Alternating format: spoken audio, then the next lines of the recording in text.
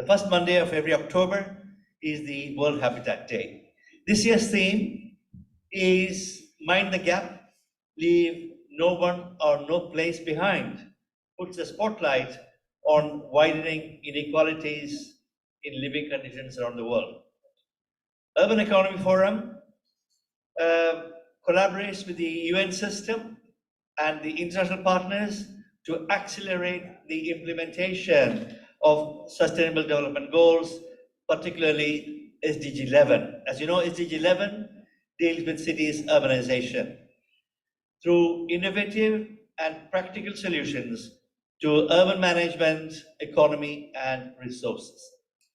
In addition to annual conferences, Urban Economy Forum, or UEF as we call it short, has taken several key initiatives, including the World Urban Pavilion here in Regent Park, where you are sitting, Kids Awareness and Urban SDGs, the Collingwood Summit, which is held annually, and the local platform, linking global and local platform for urban finance. Of course, we are in interesting times, as many say. There's kind of we are sort of experiencing what is called the triple C crisis. COVID-19, climate, and conflicts has generated a wave of, what has it generated? Misery, not only misery, of new poor of nearly 163 million people across the world, according to the newly released World Cities Report, which was released in Katowice some 2 months ago. The effects of climate change is also very real. I believe that we are at a pivotal moment leading up to what also promises to be a critical time for action by the global community and the community of financial institutions. This requires a decisive movement on a variety of fronts. While qualitative urbanization demands huge investment, with the right planning and institutional support, it also finances itself. That's the interesting aspect of financing and urbanization. Cities need the ability to access increasing share of the national wealth and revenue, to borrow, increase and utilize local resources, and leverage values to apply complex financial products. Then, of course, many cities not yet have the possibility or the stage of utilizing these complex financing instruments. Like, for example, climate finance cannot be accessed directly by cities. This requires coherent and collaborative action on the part of financial institutions, international development partners, and national and local governments.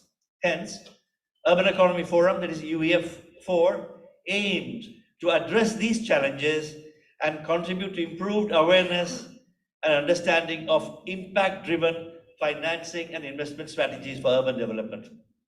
To do so, Urban Economy Forum will also be looking at existing financing strategies, which are already there, challenges and opportunities, and outline what are the valuable takeaway measures that we have that can be utilized in realizing the SDG 11 activities. So UEF4, Urban Economy Forum, for this meeting over the next 2 days, hopes indeed to enable this by linking finance and financing strategies to challenges and opportunities, and outline valuable takeaway messages that can be utilized, as I said. We are told that urban development is an investment, but then this would also need investments. If you say urban development is investment, that development will need investments, not the least of financial nature. Through investment needed to meet the unmet growing needs is huge. Quality urbanization can also leverage huge benefits which greatly outweighs the cost in the long term. It may be interesting to note that there was in, I think, 2008, under the president, I think George Bush was president in the US, he signed a $700 billion financial bailout package, many of you might remember. For what? For financial institutions, mainly facing issues related to housing and foreclosures. So we hope that the deliberations of the next 2 days, while addressing the role of urban finance in sustainable development, will also focus on solutions to the challenges on climate change and social and gender equity, social unrest, and conflicts. Well-planned urban finance and investment can unleash a broader base of economic activities, allowing a wider range of participation in the urban economy, stimulating not for those who already have, but a bottom-up prosperity. One of the main purpose of Urban Economy Forum 4 is to create a synergy of committed minds as we are here, gathered today, virtually and in person, and generate action. So this is a time not only for words, but also for action. Urban finance may not be glamorous, but a vital work in the city, as Roland White some time ago pointed out. This is a time for partnership, as the SDG 17 talks about, financial institutions, cities, and people that deliver sustainable urban development with clean energy, drinkable water, and affordable and livable shelter, and cities for real people, in real time, with real results.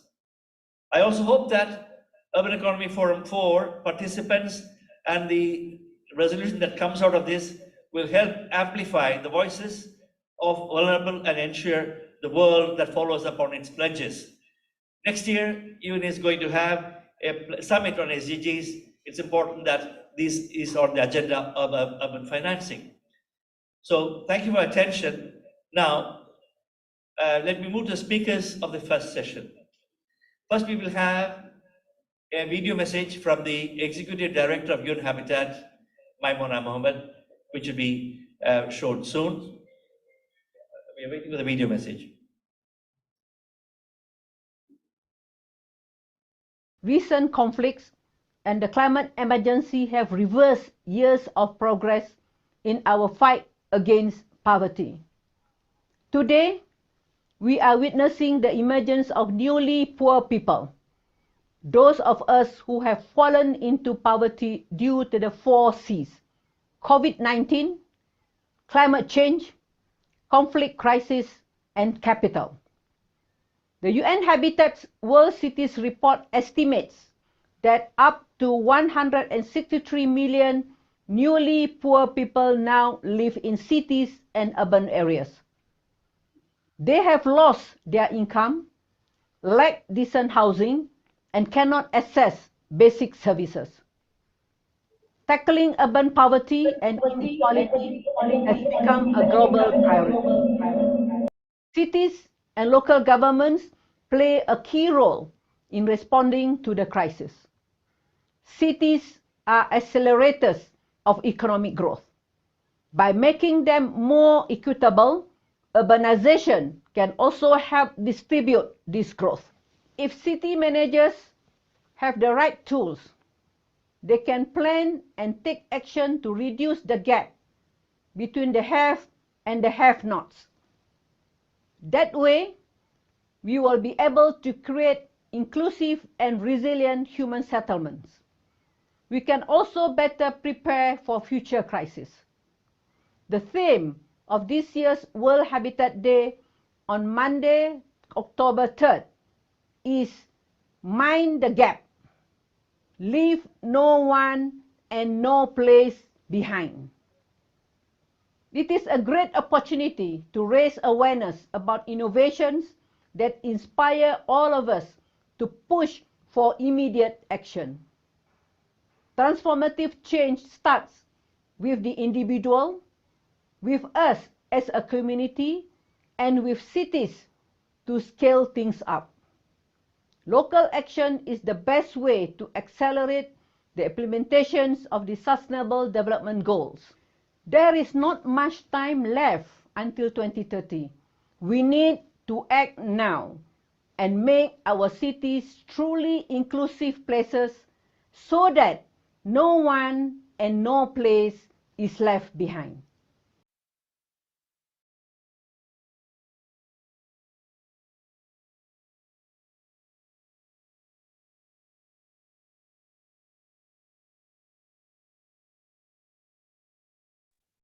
Mr. Krishnan, you're mute. Could we please unmute Krishnan? I'm unable to unmute myself. We can hear you now. Thank you. It's okay now, yeah. Maybe it's better to keep quiet. See, the next on our list is Reza Bourwaziri, chair of the Urban Economy Forum, and he's also co-director of the World Urban Pavilion Region Park, powered by Daniels Canada. He has organized various conferences and initiatives, and he's an innovative thinker. And the pavilion is a global knowledge exchange hub, which owes a lot to his thinking and vision. May I request Reza to take the floor, please? Thank you.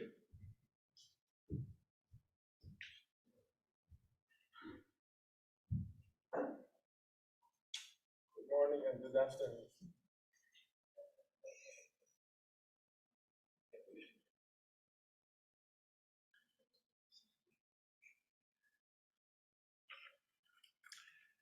I'm very honored to welcome you to the 4th Urban Economy Forum. This is a world meeting that brings together sustainable development and the urban economy. For the first time, and after a disastrous planetary pandemic, this forum is organized in hybrid format. Numerous partners have come together to help us make this happen. I want to express my heartfelt appreciation to the UEF4 Steering Committee, Secretariat, our companions, allies, and sponsors. I also want to thank 260 speakers around the globe and moderators that are contributing their time, expertise, knowledge, and creativity to this happening. Many of these collaborators have joined as a UEF4 co-host for different 31 sessions throughout the 2 days, and this enthusiasm is noteworthy. Only a few months ago, we inaugurated the World Urban Pavilion in Regent Park, powered by Daniels. Michelle going to support a lot. Thank you so much, Michelle. And we are very excited that in such a short span of time, the UEF4 is taking place in this magnificent location, the home of creativity, innovation, and knowledge exchange in Regent Park. Urban Economy Forum's goal is to create a global conversation to rethink in a conceptual and operational manner about urban resources and urban economy. This year's main theme is sustainable urban finance. The forum aims to bring governments, cities, and other urban stakeholders together for transformative change. In this sense, it's a collaborative and participatory model of urban economy as a main driver to realizing sustainability. The forum helps to clarify a vision that works as a pathway to optimizing urban resources and realizing practical projects for the common goods. Many studies have shown that while urbanization presents both positive and negative effects, the current rate and pattern of urbanization are unsustainable globally. The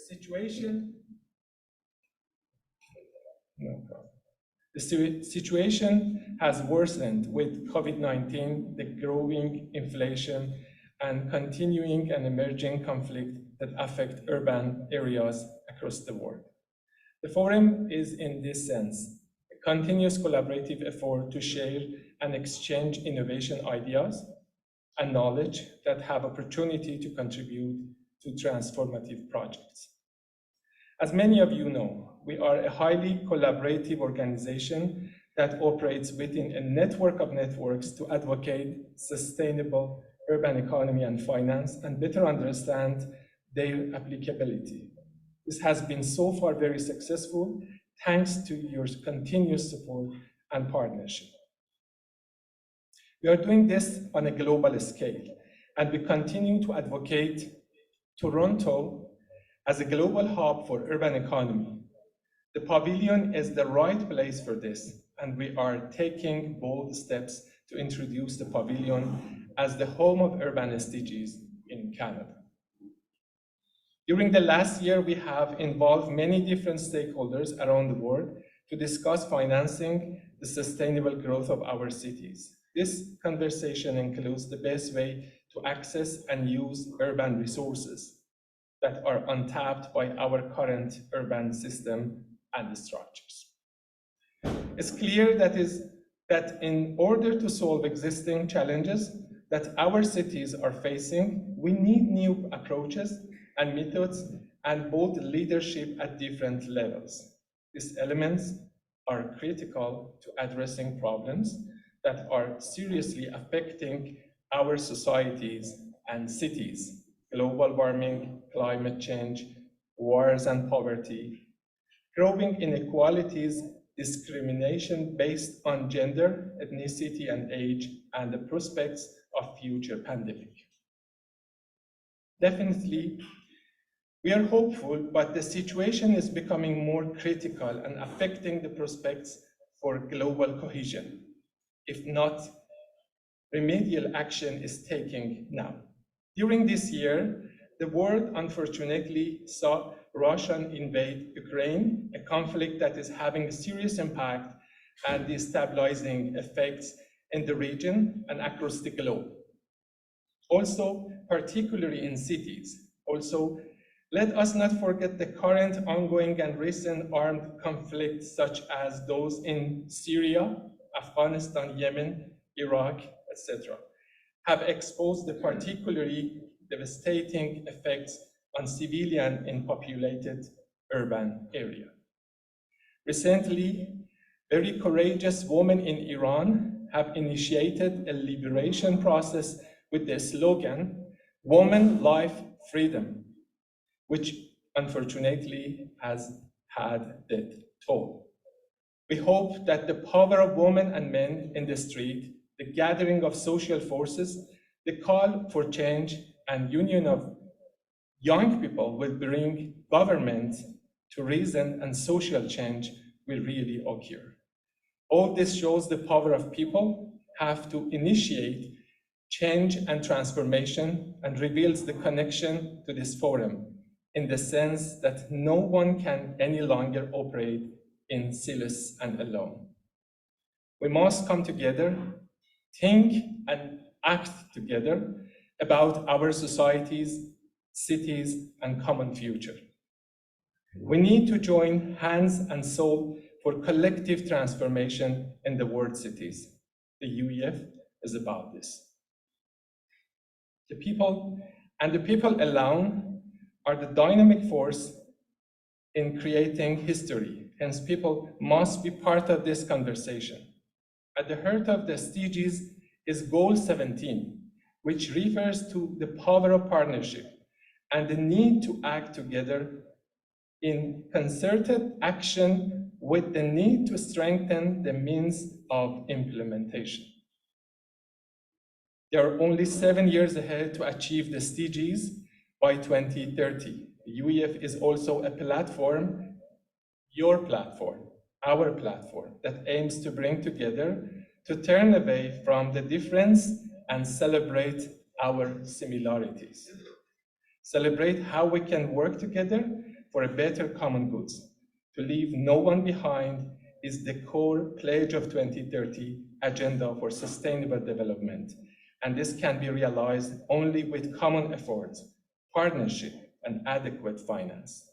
We hope that UEF4 and the following forums will continue to be a place to come together and create a better understanding of the urban world where we are, a world that aspires to be better for all. Thank you so much.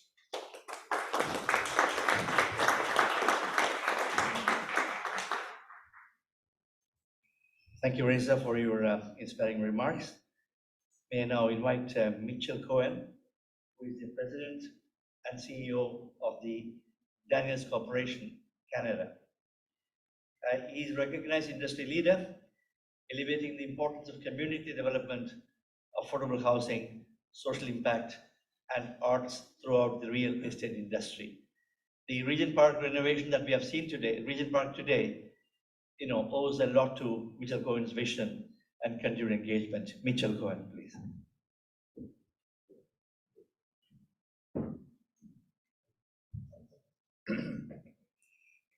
Hey, everybody. Thank you for that introduction. Really very much appreciate that. And thank you for inviting me as well to welcome all of you to this fourth iteration of the Urban Economy Forum. Firstly, a very warm welcome to everyone who's joining us virtually. I see there's a lot of people on the screen. And to everyone joining us right here in the room within this wonderful new space, the World Urban Pavilion, welcome all of you to Regent Park, a community that truly exemplifies best practices in urban transformation. Excuse me. The community model, you may have seen it as you walked in. It's at the back of the room. It's a wonderful tool to help understand the scale of this 69-acre revitalization. But there's nothing better, in fact, than walking the streets of this neighborhood, particularly with a local resident tour guide, and experiencing firsthand some of the local stories, some of the experiences of local residents who have been at the heart of this revitalization since the very beginning.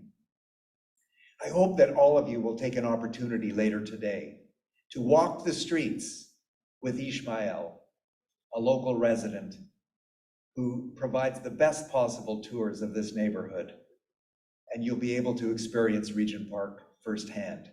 I know Alex and Reza will have information about the tours, and hopefully you'll be able to participate in one of them later today.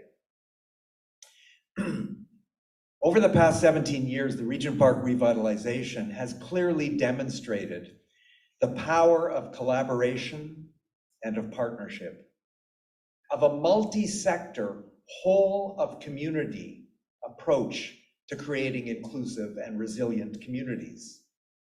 It has also demonstrated how cities can be the primary agents of change in the drive towards achieving SDG 11. Cities can and must become the engines of sustainability, affordability, accessibility, and resilience. Very specifically, Regent Park has demonstrated, clearly demonstrated, how political will combined with, yes, municipal financing tools can drive urban transformation. The experience is right here in this neighborhood. Firstly, it took bold leadership, as it always does, at the municipal level.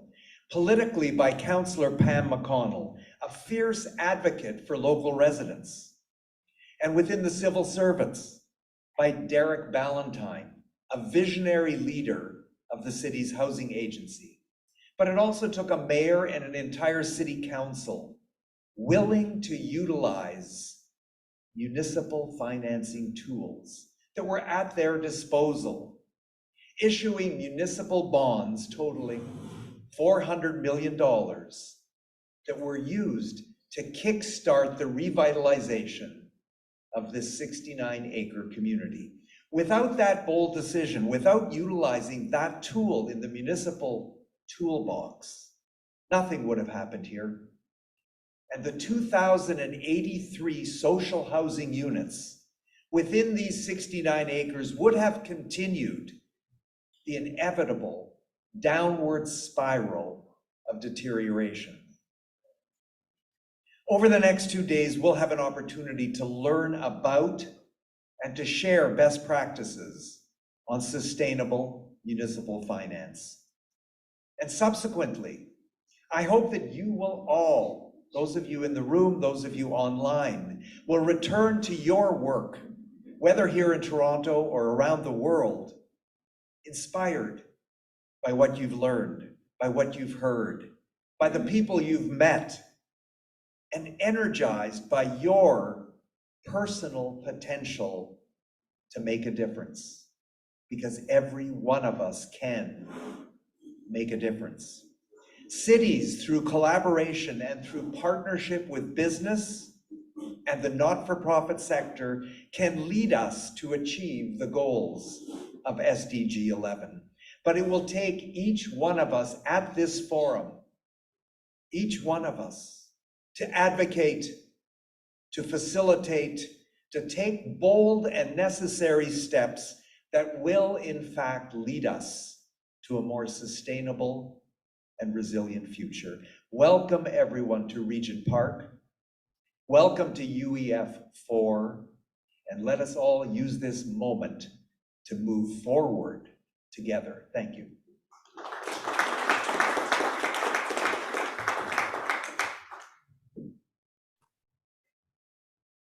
Thank you, Mitchell, for your words explaining how it is important to act locally at the same time think globally.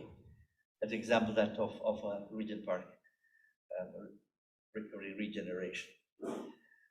Next we have is Guy Cormier, who is the president and CEO of Desjardins Group, which is a major banking group in Canada.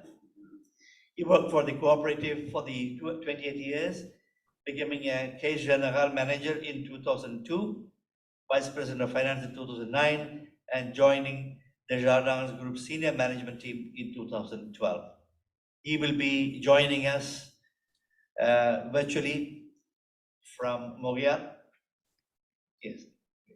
Yeah. Hello, everyone. Hope you hear me well. Distinguished guests, government officials, representatives from around the world. Bonjour tout le monde. C'est un réel plaisir pour moi d'être avec vous aujourd'hui. And I want to thank Urban Economy Forum for their generous invitation. This has become an essential forum to collaborate and to share innovative ideas and solutions for the shared challenges that we're all facing right now. Desjardins Group, in the last 2.5 years, I feel that these last 2.5 years have been a strong reminder to us that the principles our organization was founded 122 years ago are more relevant than ever. And those are shared responsibility, commitment to the community, and cooperative growth.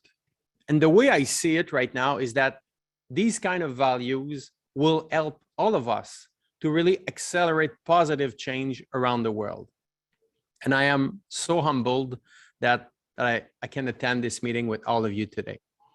Because as leader in governments, businesses, and the academy, we all need to accept that notion that social and economy challenges are connected each other. And if we are to thrive as a society, we cannot pretend they are mutually exclusive. We cannot pretend that. They go hand in hand, especially now, and especially in the urban economy. And the pandemic in the last 2-3 years forced the entire world to change, literally overnight, the way we live, the way we work, and where we live. And we're still coming to terms with that change, while recognizing that we also have the chance to rethink our priorities right now and how we operate our businesses, our countries, our cities. And leaders at various levels of government around the world are right now rethinking the status quo. And people are also rethinking the capitalist model that we have been really dependent in the last 30-40 years. It presents right now an important opportunity to really rebuild better, more sustainably, equitably, and above all, more collaboratively. And no one sector right now, no one sector can solve our challenges alone. We really must work together. And that's why this forum, UEF4, is so important. Because capitalism has really excelled at putting human ingenuity to work in pursuit of performance and profit. But it's a system that has a massive impact on global poverty. According to the World Bank, it has helped more than 1 billion people lift out of extreme poverty in the last 30 years. But it has also caused significant collateral damage. Think about climate change, economic inequality, the eroding trust in our institution around the world right now. And the pandemic has magnified these issues and brought on a new set of challenges, like the reliability of our supply chains, inflation, the threat of a recession, and a massive shift in labor market behavior. But I would like to draw your attention to another issue facing our society around the world right now, and that is the challenges currently confronting youth. And I don't think anyone in that room or on the panel or attending this meeting will deny that young people have paid an incredibly high price over the last 2 years. And in Canada, they continue to pay a high price, especially when it comes to economic mobility. Housing and the cost of living can be a major barriers for any Canadian, but they are especially problematic for youth. And there are a lot of other uncertainties for them right now, like climate change.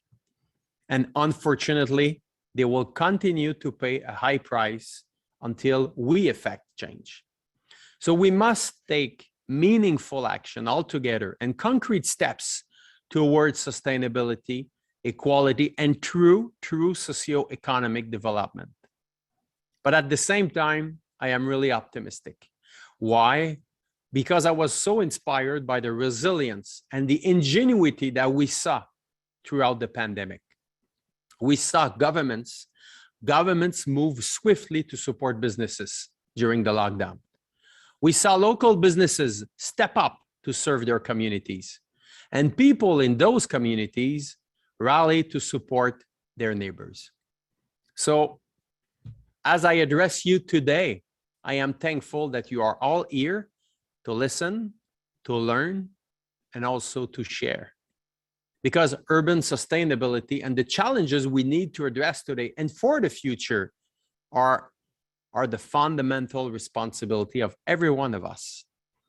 And this year forums focuses on finance. And finance plays a huge role in steering our society and our economy too. It's an influential tool that we must use to enrich people's lives. And as the leader of the North America's largest financial cooperative, I can tell you that this is what Desjardins strives for every day. When it comes to climate change, there's no planet B. The time to act is really now. Financial institutions, government, and non-governmental organizations must work together to change things for the better. At Desjardins Group, we commit by 2040, we really want to aim to achieve net zero emissions in our extended operations, lending activities, and our investments in 3 carbon-intensive sectors: energy, transportation, and real estate. We also signed in 2021 the business ambition for 1.5 degrees by UN, and we have invested more than $1.5 billion in renewable energy infrastructure to date. To think sustainably, we must rethink our own mindsets, and we must commit to valuing long-term solutions instead of flashy quarterly results. And that's why the case of circular economy is so compelling. So we need to support an economy that uses sustainable materials and that prolongs a product's life cycle where nothing is wasted. We cannot continue to consume finite resources at this pace and not expect consequences. And financial institutions can help with this by collaborating with municipalities to find synergy in the way we allocate and use resources. The modern city is the hub of socioeconomic innovation. It provides a real opportunity to challenge old models and create new ways of doing things that will meet the needs of communities. And they are crucial drivers of economic growth. So they are highly strategic in our efforts to change our trajectory to do better.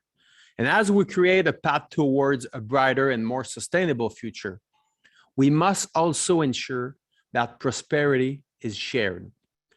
The health of the community can be easily overlooked. But at Desjardins, we have this firm belief that the vitality of our business is directly connected to the health of the community we serve. The relationship is symbiotic. And this is where the public, the private, and higher education sectors can come together and develop solutions that will ensure a viable economy for the long term. Solutions like partnerships, targeted investment, donations, scholarships, and other strategic incentives. And this is what I challenge you all to think about in your respective municipalities and countries. We must all take the tools, technology, expertise, and ingenuity available to us and channel them, really challenge them into the development of sustainable solutions. Whether that's gender equality, climate change, housing affordability, urban infrastructure, and youth, we can have a positive impact when we commit. And like I said before, I am inspired. I'm inspired and positive because you're all here today to create a meaningful dialogue and partnerships that will create long-term solutions. And that's what keeps me optimistic about our future. And I want to leave you with a quote. It's from Guy Lafleur, a legendary hockey player. He said, "Play every game as if it is your last one. Play every game as if it is your last one." So I share this with you to encourage you to do everything you can, and we can, all together, to create a better, a brighter, and a more prosperous tomorrow for future generation. Thank you very much, and have a great forum, everyone.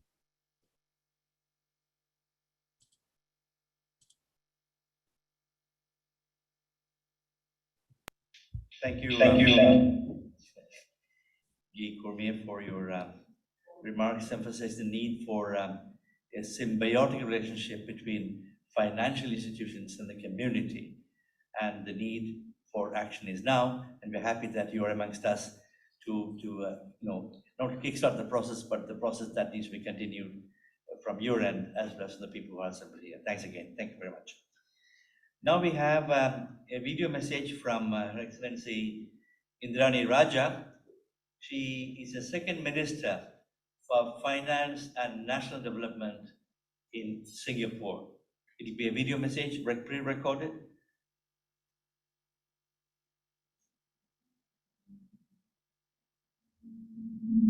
Very good morning to everyone. It's my pleasure to join you virtually for the 4th Urban Economy Forum. The theme of this forum, Sustainable Urban Finance, is timely. There is now a strong weight of scientific evidence that we are heading towards a much warmer world, and populations around the world are already feeling the effects of climate change, such as heat waves, floods, and reduced food security. The world has taken too long to recognize the urgency of dealing with climate change, and we now have to back up this recognition with more urgent action towards greater sustainability, including in cities where the majority of the world's populations live. Singapore has pledged and remains committed to a net zero transition. We approach this in several ways. First, through a redirection of public and private capital towards sustainable financing. The Singapore government will issue up to 35 billion Singapore dollars of green bonds by 2030 to finance green infrastructure projects. The green bond frameworks published by the public sector will align with internationally recognized green bond principles, standards, and best practices. The Monetary Authority of Singapore, or MAS, supports the mainstreaming of green and sustainable financing. Through its sustainable loan and bond grant schemes, corporates have access to sustainable financing instruments. This helps to defray additional costs companies may incur in carrying out external reviews in line with internationally recognized principles. Through these, we hope to reduce barriers to entry to invest in sustainable projects and catalyze sustainable financing in the region. Second, beyond funding support, sustainable financing requires an ecosystem built upon credible, comparable, and consistent parameters to thrive. This involves developing taxonomies for sustainable activities to be carried out. MAS has convened a Green Finance Industry Task Force to develop a green and transition taxonomy for Singapore-based financial institutions. We are also working with regional counterparts to develop an ASEAN taxonomy for sustainable finance and global counterparts to develop a common ground taxonomy. Sustainable finance also requires broadening and deepening knowledge and capabilities in the industry to innovate sustainable financing solutions. MAS has partnered the Institute of Banking and Finance, or IBF, to launch the Sustainable Finance Technical Skills and Competencies to outline skills needed to perform jobs in the sustainable finance sector. Sustainable Finance Centers of Excellence have also been established and will be complemented by the implementation of the Jobs Transformation Map. This will help to build a pipeline of talents in Singapore equipped with sustainable finance skills. Sustainable financing has to be complemented by holistic sustainability measures. To strengthen Singapore's commitments under the UN Sustainable Development Agenda and Paris Agreement, Singapore launched the Singapore Green Plan 2030 last year. It is our national sustainability roadmap that charts out ambitious and concrete targets over the next 10 years towards sustainable development and net zero emissions. It will influence almost every aspect of life in Singapore across 5 pillars: city in nature, energy reset, green economy, resilient future, and sustainable living. We are pushing hard on many fronts, setting aside more land for nature parks, deploying more solar panels on top of buildings, reservoirs, and water bodies, phasing out cars with internal combustion engines, and encouraging more public transport use, recycling more, and growing more sustainability-related jobs and educational programs. Sustainable financing must be an integral part of the solution to deal with climate change. I encourage you to exchange ideas and share your expertise at this forum. Together, let us continue to build a greener and more sustainable world. Thank you all very much.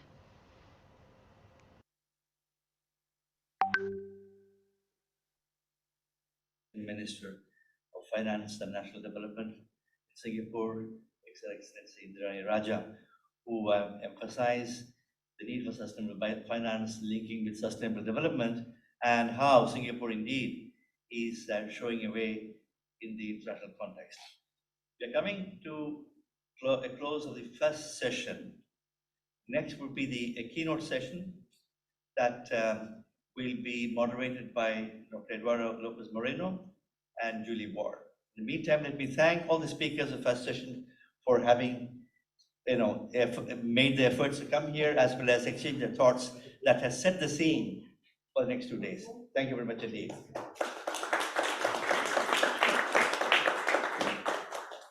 May I then request Julie Ward and Eduardo Moreno to chair the next session, please. Thank you.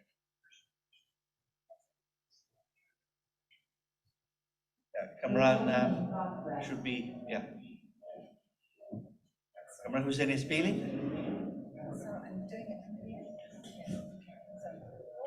I think Rebecca should. Yes, please. You can give her an extra mic if she needs. Yeah, extra mic. Or not.